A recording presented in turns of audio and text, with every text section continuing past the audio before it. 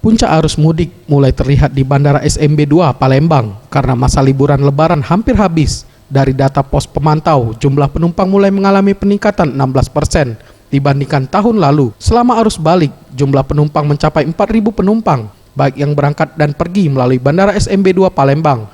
Jumlah ini akan mengalami peningkatan mencapai 6.000 penumpang per hari.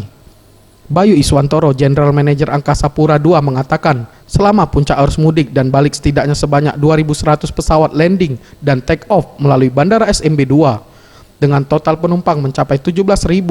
Untuk mengantisipasi tindakan kejahatan, pihaknya telah melakukan pengamanan dengan melibatkan TNI dan Polri yang berjaga di sejumlah pos pemantau sampai puncak arus balik selesai. Juga mengimprove kapasitas yang ada di Bandara SMB 2, yaitu membuka 3 garbarata tambahan.